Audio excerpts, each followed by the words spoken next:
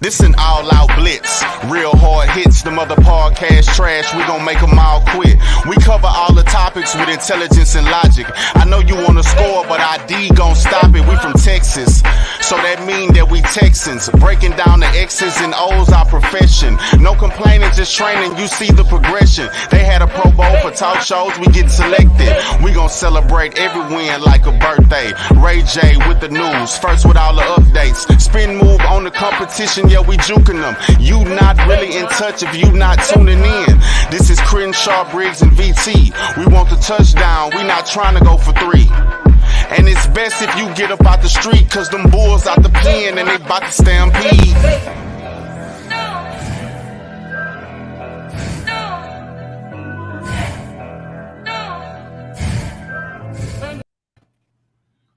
Hi everyone, and welcome to the Texans Fan Battle Podcast.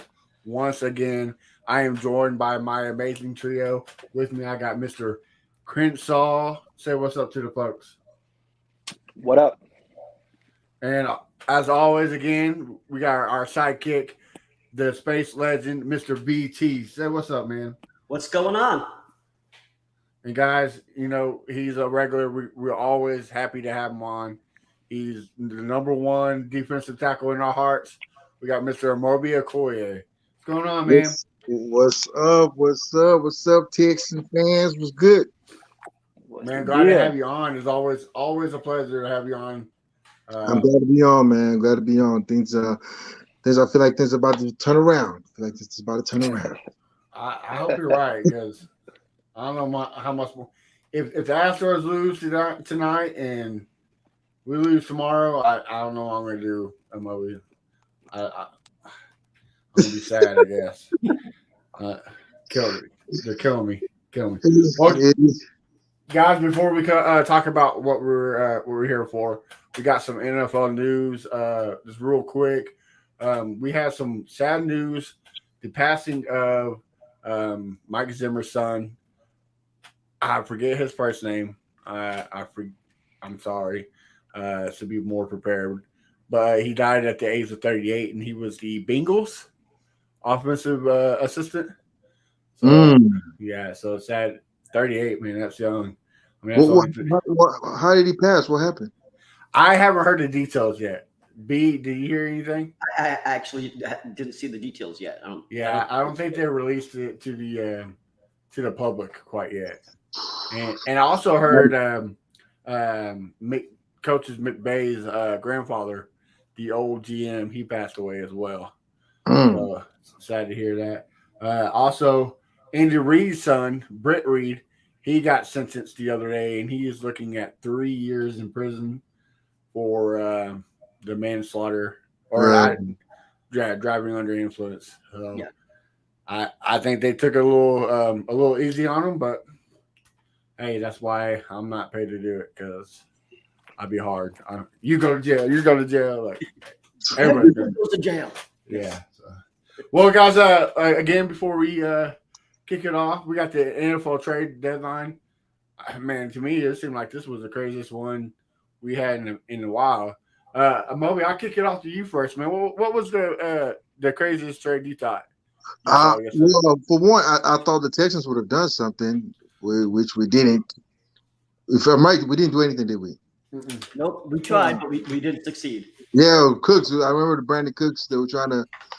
That's pretty much our best value, right? Other than the running back, Pierce. He's been balling. So, oh well.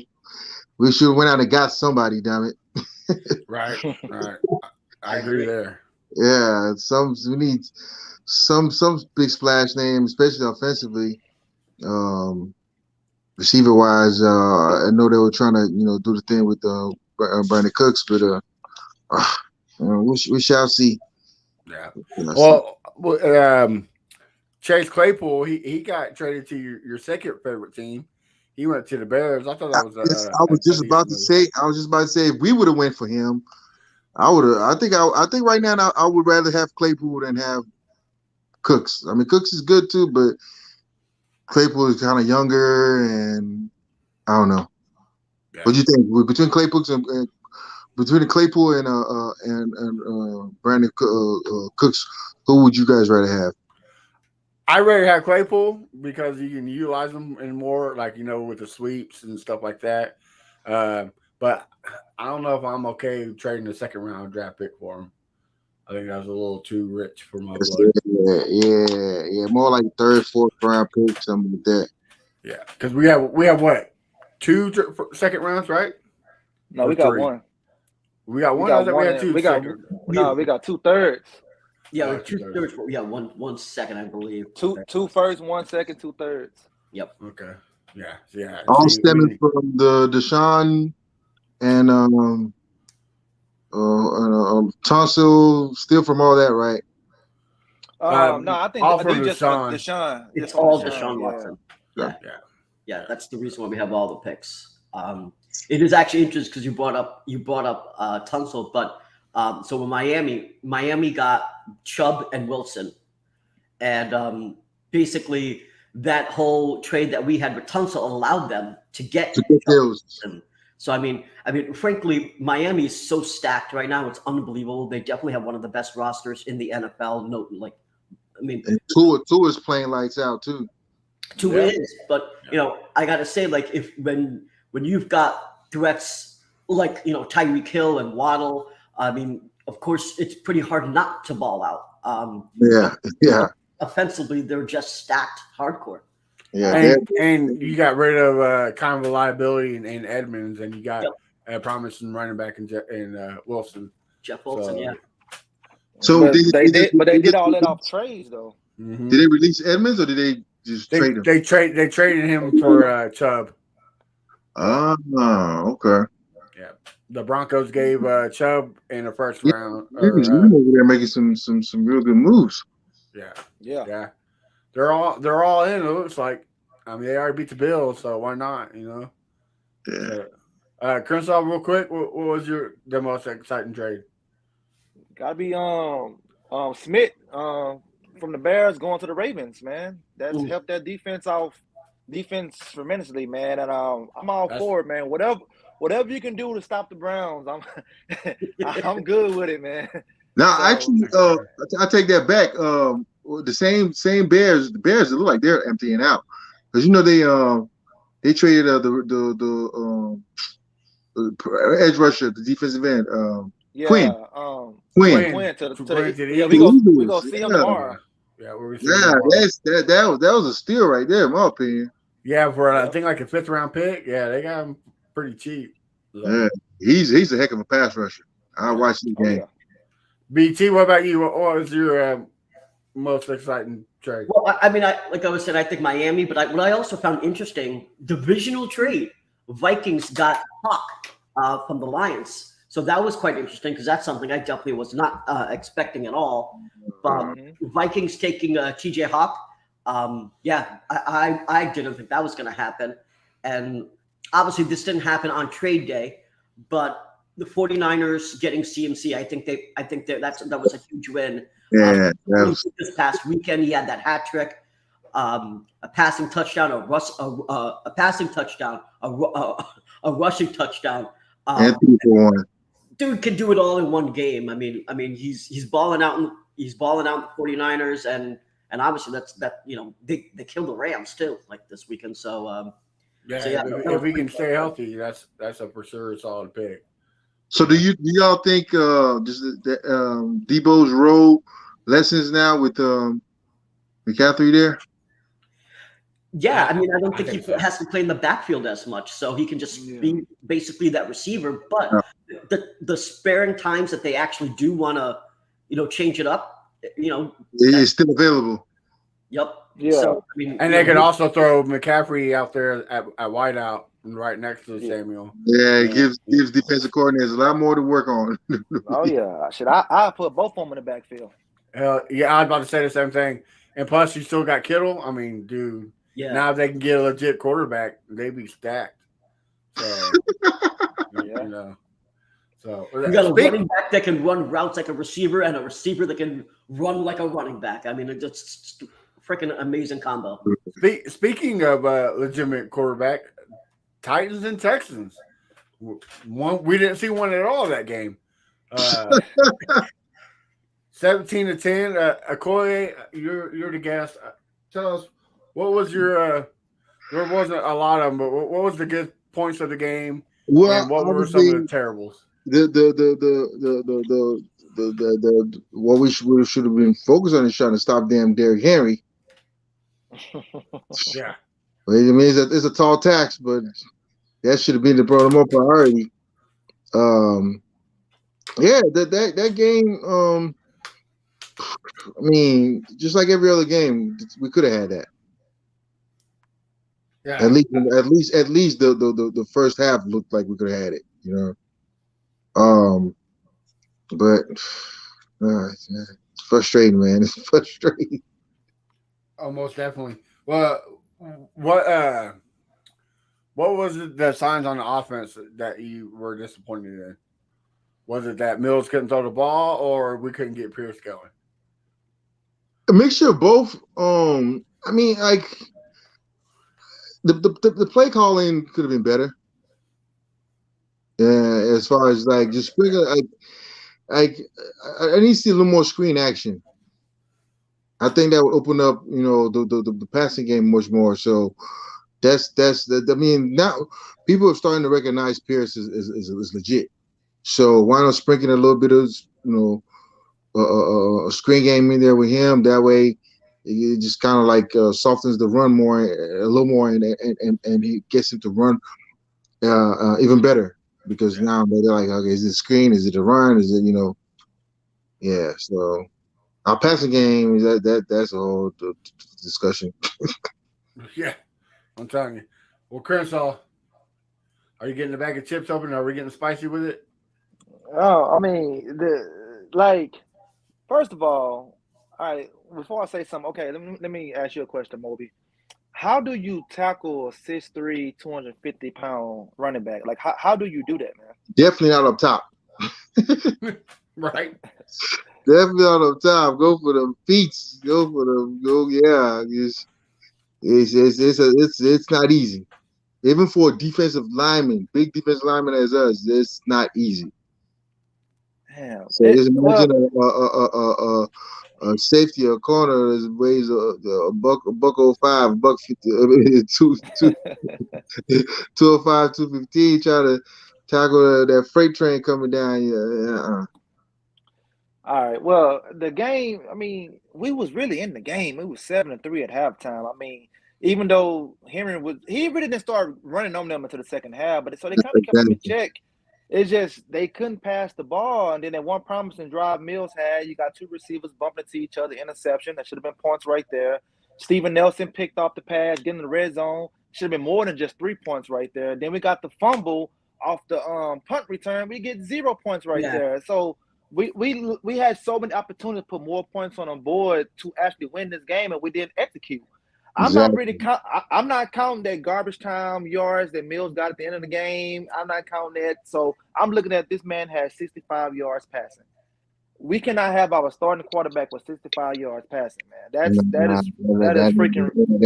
That's ridiculous. It's not gonna win no games. Yeah, it's not gonna win no games, man. It was so frustrating, man. Like I say, usually I stay at least at a 2-minute warning, you know, trying to beat traffic.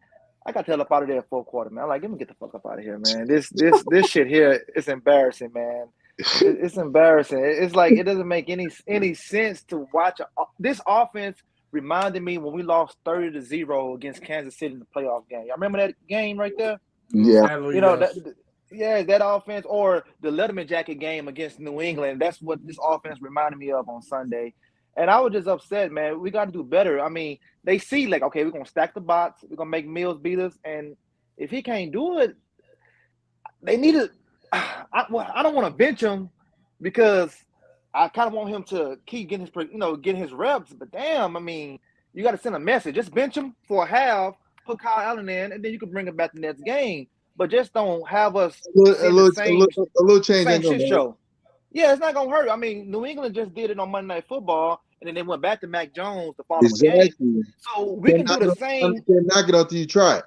Yeah, we can do the same shit. Just say, look, bro, look. we're not gonna see this every week. So we're gonna sit your ass down, put Kyle Allen in, and see what goes from there. But hey, that's all I got. VT, come on. I know you ready to rant, baby. All right. So here's the thing. Yes, Mills performed poorly. Of course, there's no denying that. But our O-line probably had the worst performance of the season. I mean, you could say the Colts was also pretty bad, but Mills was pressured. I think 14 times was total. What other quarterback is being pressured that much in the league? Especially this week, I think Zach Wilson comes close, maybe, but not even. So, I mean, he's getting pressured. Kenyon Green had a horrible game. Scott Quisenberry had a horrible game. You know, they're giving up QB hits. They're giving up sacks. The point is, like, when you're getting pressured that much, what the hell can you do? And the thing is, one of the things that Mills actually has improved in is actually recognizing the blitz and being able to make a pass and sometimes a touchdown, right? Like we saw that pass to Moore in the Raiders game. That was a hella awesome pass. But the thing is, he was just under pressure. He couldn't do anything, and that is a full blame on the O-line. And when you were watching that game and you just saw the O-line give up every goddamn thing, it wasn't even just on the passing game. Pierce, our man Pierce couldn't get off because he didn't open up any lanes for him. And most of the time you think, okay, that's not such a big problem because he's going through tackles anyway. But there was literally nothing open in terms of offense. So and Green, that one play, Green ran into Pierce in the backfield, made him lose and knocked him down. Yeah. Yeah, it seemed like got bull rush. I'm like, it wasn't even. Dude, it was. Jeffrey Simmons is such a beast. Oh yes, he is. The thing is, when you watch that game, it just seemed like we were totally unprepared. That's what it looked like to me. It looked like we didn't even have a game plan going in. We just walked in like without any sort of game script, with no planning whatsoever, and said, fuck it. Like, that's what it looked like to me. And then on top of that, obviously, we didn't stop the run, right? But we knew that we weren't going to be able to stop the run anyway. But the rant that I have is that some people just want to blame like one thing. The whole thing is it's all around. It's the run defense. It's the play calling. It's the quarterback. It's the O-line. It's every single part of the team is really suffering right now, especially in that game. Like, that was the worst game of the season, right? Like, that was actually difficult to watch towards the end, like the whole end. And I will say, just from a fantasy perspective, yes, it's garbage time, but thank God, because you helped me win a league. Like thank you, Mills, for throwing that to Pierce, because I was starting Pierce in 2 leagues, so I needed that in fantasy. So shout out to you, thank you. But yeah, I mean, it was just not a great game to watch, And I don't listen. I know that we're in rebuild year. We're in rebuild mode. We're not going to win every game. We're not going to win a lot of games, but be competitive. And not being able to move the ball at all and not be able to stop the run at all, it was just frustrating to watch. Yeah, we got to be like bottom of the league right now as far as does Jacksonville have more wins than us? Or is it us in Jacksonville? Yeah, Jacksonville has more wins because they started. Yeah, it's us and the Lions. Us and the Lions. Us and Lions. Yeah, and since we got the tie, then the Lions got the less wins. I think we're only one game behind the Jags, though. I could rule this one game. All right, so Amobi, I asked you this question before. I'm gonna ask you again. When, as a player, you see that the team not going anywhere, and you say, "Fuck it, I'm not gonna give my all." Hold on, I lost you for a second. Say that again. Okay. When does, as a player, when you see that the season's not going anywhere, you say, "Fuck it, I'm not gonna give my all. I'm just gonna like half-ass it out there," kind of like what Brandin Cooks is doing right now. Honestly, as players, you don't. Because at the end of the day, you play for not just for the team alone, but you're for yourself and stats and incentives and stuff like that. So that alone should motivate you to keep going regardless of the team outcome. You want to individually perform that way, because that tape out there is not just for you and your team you play for. It's the all other 31 teams in the league. That's your resume out there. So regardless of how the team is performing as a player, you want to go out there and perform and give it your all. So yeah, even regardless of how the outcome is, you just gotta, at the end of the day, be truthful to yourself and know that you gave it everything out there because, at the end of the day, you're playing for your incentives. Well, let me Okay, so what? Go ahead, Crystal. Okay, so what about the players that's making big money like Larry Tunsil that's already got the guaranteed money? I mean, he don't have to play as hard. Like kind of like last year, I feel like that he could have played the season last year, but he took the injury, took out for the rest of the year. And I think Brandin Cooks going to do the same thing this year with their wrist injury. I think he's going to come back. Yeah. Well, yeah, I mean, every player is definitely different, But I know for the majority of us that we out there when we're active, trying to give it more than what we can, just not only for yourself, but your that's your resume. Like every other team is looking at it, just it doesn't work out with this team, then other teams are gonna be like, well, it's your effort is piss poor, so I'm not gonna bring you. You can lose some millions on that right there. Yeah.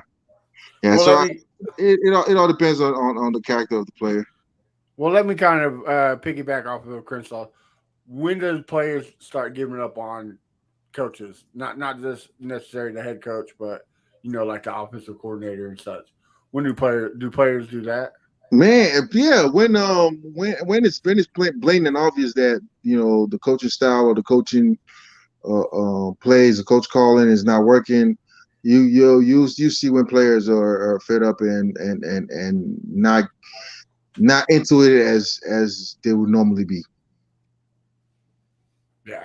Okay. Well, but here's my take of the game. If we were going to beat the Titans, it was Sunday. Malik Willis was 6 for 10, 55 yards and a touchdown. Yes, Derrick Henry ran all over us, but in the first half, that was the game to win right there. You'll be at home. You're at the home crowd. You're playing against supposed to be the old Oilers. There's now the like when we play against Tennessee, it should be an extra oomph to right. An extra slap in the mouth. Yeah, 110%. But yeah, Henry ran the ball on us. But in the first half, I think he had only 78 yards. We were slowing him down. He wasn't. Yeah, we were. And of course, it's the offense. The offense was. So technically, if we win all our division games, we can still be in the playoffs. Yeah, we could have. Because we tied with Colts, we lost to Tennessee. We beat Jacksonville. Right. So yeah, I mean, they handle division games. But that's the thing, we gotta handle it. But here's the frustration I have. And yes, I agree with you, Crenshaw. Mills played horrible. Horrible. You know who was more horrible? Pep Hamilton. 3rd and 1. You run up the middle. Everybody and their mama on Sunday knew what they were doing on 3rd and 1. Hell, even the blind people at the blind college knew what Pep Hamilton was going to do on 3rd and 1.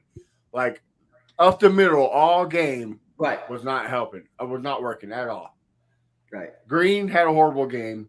You definitely can tell that we missed A.J. Cann. Like, A.J. Cann needs to come back ASAP. I'm like, that totally changed. But what is just the play call is so vanilla. I don't understand.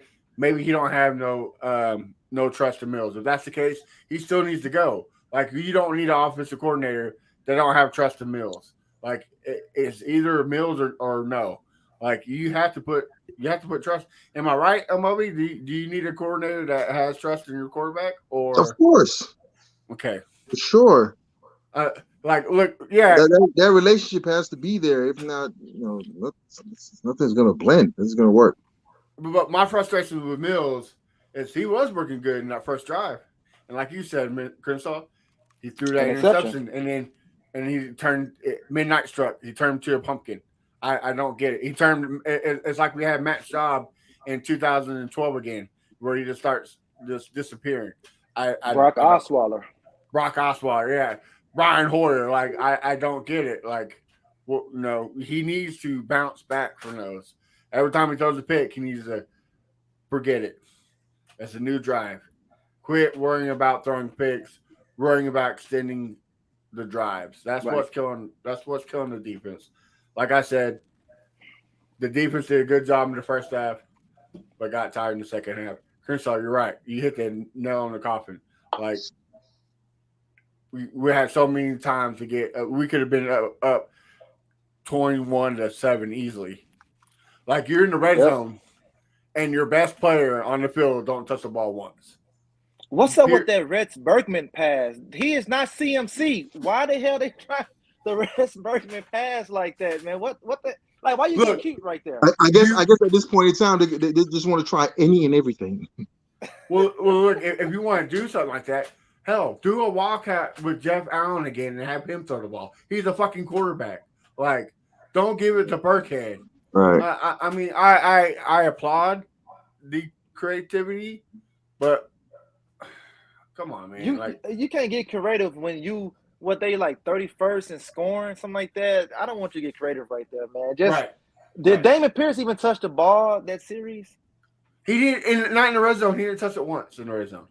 I don't care. Did OJ Howard play? He did. Yeah, he played. He played because the first pass they threw it to him. It was like 3 dudes on him, and they still threw the ball. I mean, I didn't get that. It seemed like he played to me. I'm like, I was looking and I'm like, well, I be getting OJ and Akins mixed up sometimes because they body structure is like the same. So did the broadcast team. I don't know if y'all got that too, but they called OJ Howard Jordan Akins. But they have. I mean, the tight end should be a quarterback's best man's friend. That's what they say, right? So, especially in the red zone, right? I mean, yeah, especially when that's your butter. It's not look, obtained. Well, that wasn't that flea flicker? Didn't it go to OJ Howard? It did. That crazy ass call, that flea flicker. And flea flicker to a tight end. Yeah. Why not throw it back to Mills and let him throw it? Like, you know what I mean? I mean, Mills threw it, but he threw it to a tight end and then went for no yards. Like, what kind of play was that? They tried everything. That's where I'm frustrated with this team. I'm frustrated with Pep Hamilton. Like, yeah, you can say Lovey is not doing what he's supposed to as a head coach and a defensive-minded coach. But when your offense ain't moving, it's going to help the defense. It's going to hurt the defense. But Pep Hamilton, everybody wants to say Pep Hamilton's a great quarterback guru. He helped Andrew Luck. He helped Justin Herbert.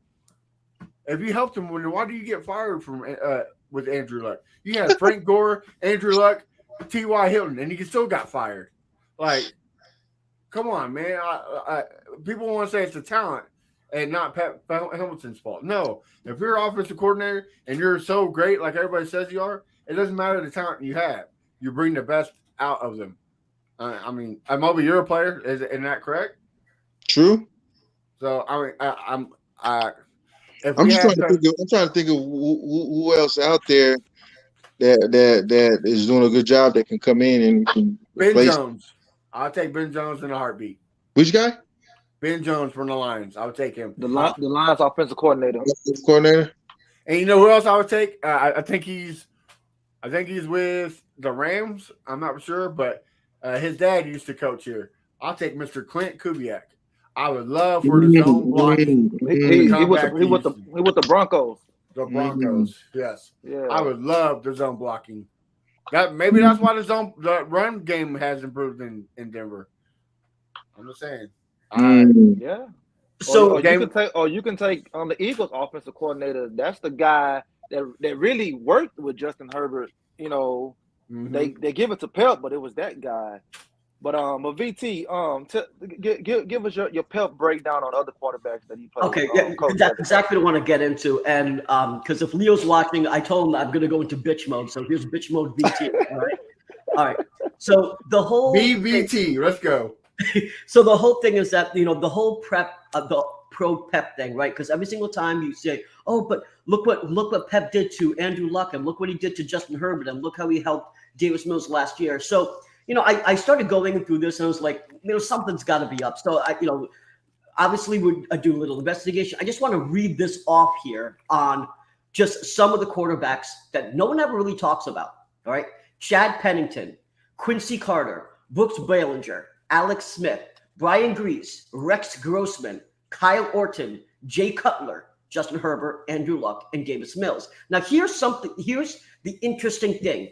If you look at some of the quarterbacks, right, and in fact, I looked at all of them, but just here's the highlights.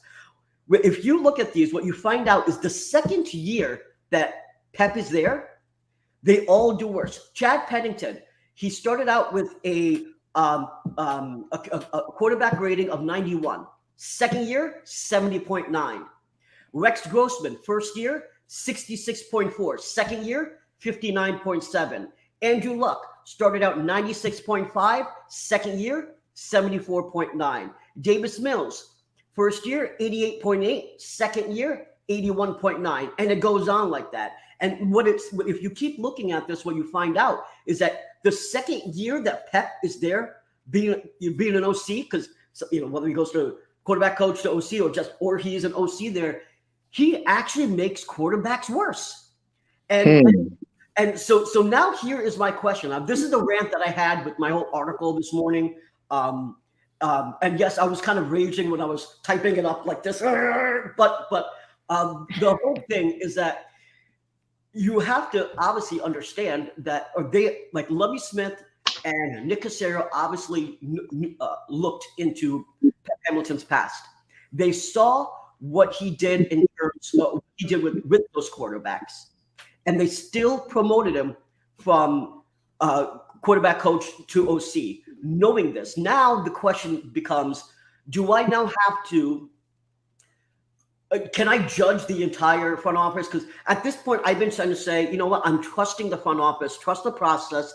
Let's trust Nick Caserio. Let's trust Lovie Smith. But now, when I even think about it deeper, now I'm thinking I don't know if I can trust everything. Because let's go back to what Aaron Wilson said when he was on the show, right? Aaron Wilson confirmed that was going to be head coach for the Houston Texans, and it was Cal McNear that stopped it. That means that Nick Caserio was going to allow someone who only coached high school to become head coach of this organization. So McNear stepped in and stopped it. So my concern now is that we're kind of seeing some bad examples. We're seeing stuff that I honestly didn't necessarily look into until I start talking to, these insiders and stuff like Aaron Wilson and stuff. Steph Stradley, she even admitted it as well. So, I mean, think about it, guys. Nick Caserio was going to allow a high school quarterback, a high school assistant head coach, not even head coach, assistant head coach to come and to be head coach of the Houston Texans. And is that not supposed to be worrying to you? I mean, yeah, it is worrying, but I hate to play devil's advocate, but that's the new crave of the NFL. Is these? Well, I know most of these guys have experience, but these young coaches, McVay, McDaniels for the Niners or the Dolphins, like you got all these young guys. Look, I get it. Would I want it? No, but also that kind of gives a point of why Pep Hamilton is the OC, because his want of a head coach got nixed at the last minute, so he had to scramble and get Lovie Smith and Pam Hamilton instead of getting a head coach like Josh McCown and bringing their own guys. So that's where we're stuck. So to me, I kind of think, which everybody don't think it's going to happen, but I think Lovie is one and done. I think he's going to retire after this year. They should have brought Josh in as like a quarterback's coach or agreed, offensive assistant, something like that. And then if within his job you noticing he has some attributes as a head coach, then you put him as an interim head coach and just in case And like Aaron Wilson said too, it wasn't just Nick Caserio. The Eagles offered him the offensive coordinator job, and he turned it down. The Jaguars were interested in him as a coach too, and he turned them, well, not a head coach, but a coaching job, but he turned them down. Like, he is a very scouted coaching prospect. But I agree, he needs some experience under the belt. But you see, there's a difference about putting him I agree with you. Yeah, in one aspect versus being the head coach. And here's why I'm also questioning Josh McCown's ability to say I need to start from the bottom before I get to the top. They offered him the associate head coach position before they gave it to Lovie Smith. So when David Culley was head coach, they offered Josh McCown the associate head coach position, and he said, I wanted to take a year off from the NFL and I wanted to coach my son. Understandable, spend time with your family, got it. Fine. But then don't think that you can just all of a sudden snap your fingers and be head coach of a professional football team with no experience. I mean, if he came from college or something, I would be down with that. But, exactly. But we're talking high school, and it's a volunteer associate head coach position too. Like it's not even a head coach, but it's a volunteer associate head coach position. I'm damn you, B. You're making me play devil's advocate. It's a real spit in the face to guys who worked up the ranks, man. Like, come on. Right, and I get. I'm not saying he should be the head coach. He should, but also being a career backup quarterback, he's basically a career quarterback coach because he once the play's over. I had him as a teammate in Chicago. Wonderful guy, wonderful guy. Football wise, knows his stuff. It's just come on, let's. Well, that's what I'm saying. As a backup quarterback, that's basically you're basically the second quarterback coach because you and the starting quarterback are sitting on the bench and you're going over plays. Hey, look, this is what you missed. You said on this. You said audible here. You know, so he does have. He has the capability of being a head coach, just not now. Like exactly. I'm not. That's what I'm saying. I'm not saying he deserved it, but the reality is he's a little bit closer to what most people expect. Which I don't want him on the team. Period. I want. Hopefully, Mike Tomlin gets fired soon because that's the guy I want. Mike Tomlin. That would be a good hire. Yeah. And BT, sorry to cut you off. Any more else on your? Yeah. And if I'm gonna just rant, if I continue my rant, can I just talk about Brandin Cooks for a moment here? Not to necessarily just switch topics, but well, I guess I am switching topics. But here is another scenario where this does not make sense to me. So I'm not take out the spicy chips. Exactly, take out those spicy chips right now. So here's the thing that I don't like.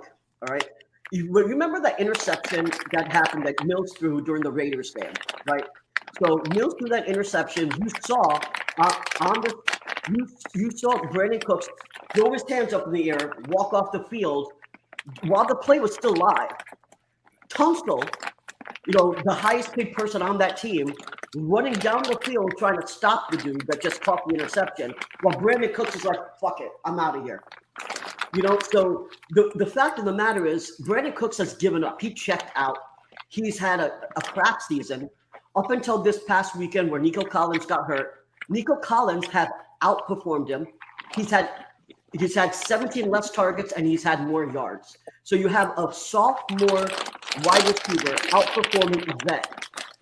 Okay. Now that's one issue. So now he's checked out. Now we're talking about potentially trading Brandin Cooks to the Dallas Cowboys. Now I understand that the reports were that we were asking for a second. Now, however, if you think about this, if Brandin Cooks has checked out, he has been liking posts about him getting traded. He had made comments about how much he enjoyed Easterby. And he essentially, when asked, do you think that you'll be traded? All the other times that he was asked about being traded, he specifically said, I don't ever want to be traded. I'll retire before I'm traded. Now he was saying, oh, that's inside stuff. I don't want to talk about it. So it's clear that he checked out. So if you know that as Nick Caserio, and yet you're still going to try to fight for a second round pick. Like, in my opinion, I don't care if it was a fourth round pick, you offload him. Now we have an $18 million guaranteed contract with the receiver he says he has an injury. He probably wants us just set out. Now we're going to pay him $18 million to do nothing.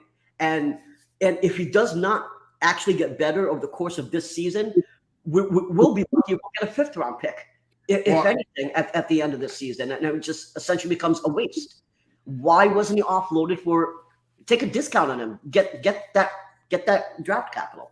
Well, and I could be wrong, but from what I'm reading and understanding is the Cowboys wanted to give us a second for him.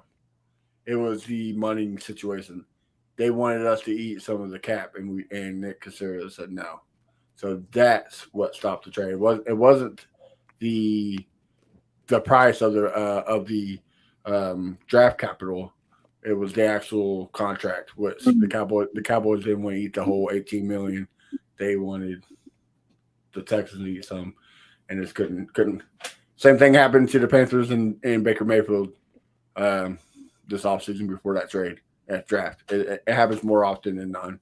But yeah, I agree with you. We should have got rid of him. Well, I mean, that could be the case. Aaron Wilson said it was a combination of both. But the thing is, you eat some of that if you have to offload him. Because now that what I'm saying is that at this point, I don't think we can. I don't think that we can actually get anything like at the end of the season. I think that we're going to struggle to get rid of him. I don't think so. I think they still can trade him. I mean, same thing with Deshaun last year. They was pressuring us to trade him last year, but we didn't. We waited, held our ground. We got great value for him. Same thing with Cooks. You set him down for the rest of the year, you'll get the same value for him. Cooks is being cooked. In New Orleans, he got upset that Michael Thomas was emerging. He wanted out of New Orleans. This is how he's been his whole entire career. Every third year, he has fallen off. Every third year. Yeah. So he just cooks being cooked. But I think we're gonna get still good value for him. We're still gonna eat that contract no matter what. Right. But I'm glad he held this ground because Bill O'Brien would have panicked and just traded him. You know what I'm saying? From New Orleans, he went to New England, right? And from New England, New England, to Los Angeles.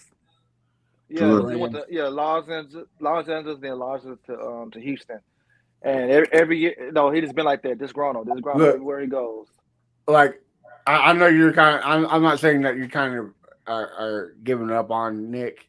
I know you're kind of frustrated with him, but the dude that traded Mark Ingram for a 3rd round draft pick.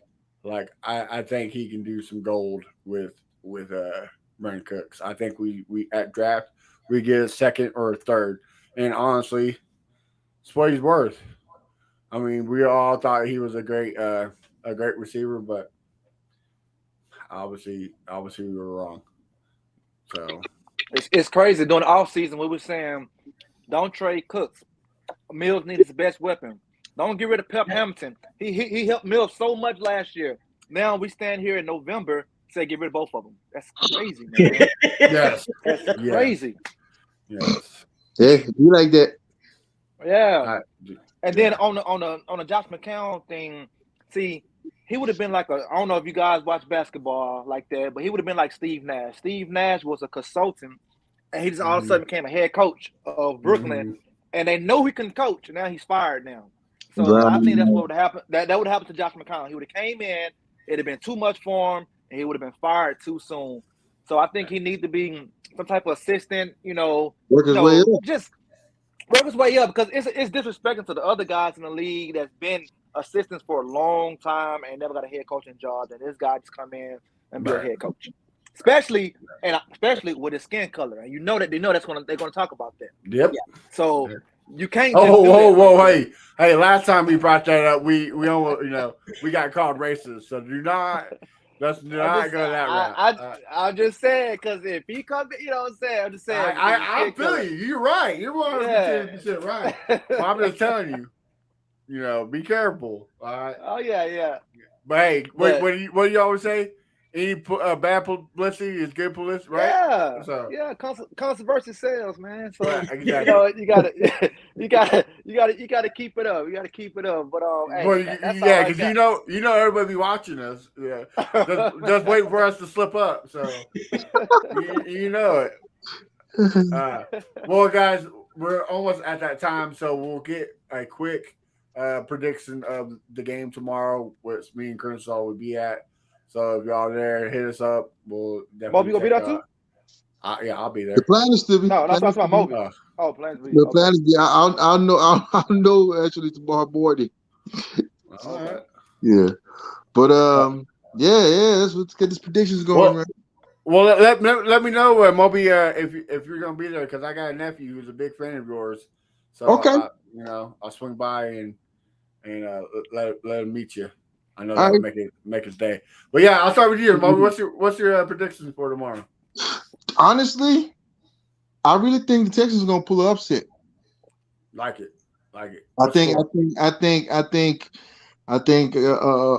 Philly's gonna come in confident, thinking they got this in the bag. Houston's gonna want to put on just not for the football, but also for baseball. Which So- we're winning, by the way. But So what? I said which we're winning, by the way, 3-0. So Oh, we all right now? Five. No, it's 5-0. 5-0. Yeah. Oh, sweet. Yeah, I know they were playing before I got on, but yeah, please, let's win Yes, win sir. the Yes, series. sir. We need one of these damn professional teams to do something. Damn it. Yeah. Well, hell, the Stros they've been in it the last couple of years, so we got to give them the props for that. So, Yes, sir. Yep. So real quick, what's the score? I predict Texas winning. I say 20 24 to 21. Ooh, I like it. That's gonna be a nail biter. Crenshaw, speak to me, brother. Okay. The trap game thing is real. It's very, very, very real. But unfortunately, it's not real for us. We're gonna get our ass whooped. Look at our ass whooped, man. I'm predicting 30-6.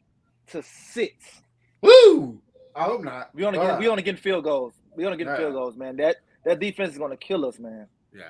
Yeah, All right, they just got what's name too? Was Quinn? Quinn. Yeah.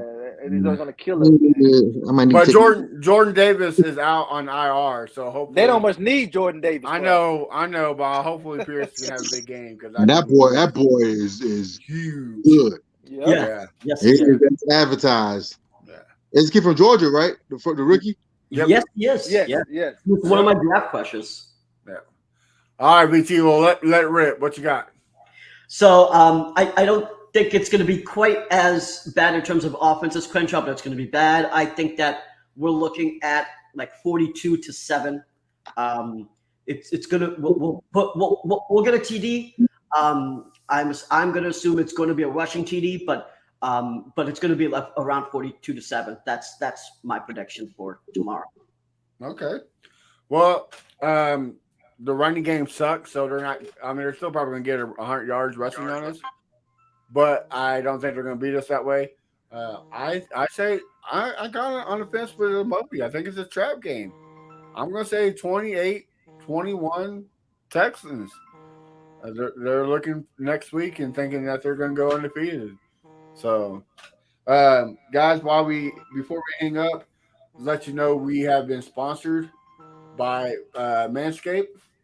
If you enter Manscaped or Fan Battle at manscaped.com, you get 20% off and free shipping. Some great stuff, guys. We all got it. So check it out. Some good news. Amobi, tell us where we can find you at and what you're working on. All right. Well, you can find me on Instagram and Facebook, Amobi Okoye 91, and yeah, that's pretty much the social platforms you can find me in, and Candid. So those I'm on for sure. Okay. And my foundation, Amobi Okoye Foundation. Always a good foundation. Crenshaw, what you got, brother? You can find me at Fifth Ward Crenshaw everywhere. Everywhere. Everywhere. You can find me on Twitter, Brown Chubby Bear. You can find me on Reddit on Chubby Brown Bear. Also, I just started our own subreddit, the Texas, our own subreddit here. So you don't just have to use the Texan subreddit. Now you can use ours. So come and join it. Right now it's we're just a few members here and there, but let's grow it. Come down and check me out on Reddit. Join our subreddit as well. That way we can have a little more in-depth conversations. We can all rant and get angry at each other. Awesome. And you can find me at Fire Pep. No, I'm just kidding. A1 Day One Texans. You can find the podcast Texans Fan Battle everywhere. And guys, also like BT said, follow Reddit, but also get on our Instagram. We have a new game on Friday. It's called Name That Player. A couple weeks back, Amobi, we had you. Nobody, you stumped everybody. Nobody knew who you were. So before we head out, you have to give us a Texan player that we have to make them guess by just the colleges and stuff. So, a former player, current. Either. Yeah. Let's go with Darius Walker. All right. Yeah, I haven't heard that name in years. Yeah. All right. Okay. Yeah, he was a part of my draft class. So that's what I was just thinking about. Yeah, he was. Yeah. He was what, 4th round, wasn't he? I forgot, but we always just call him Golden Dome because his head and playing at what's his name? Irish. Notre Dame. Notre Dame. Yeah. Well, guys, thank you again for tuning in.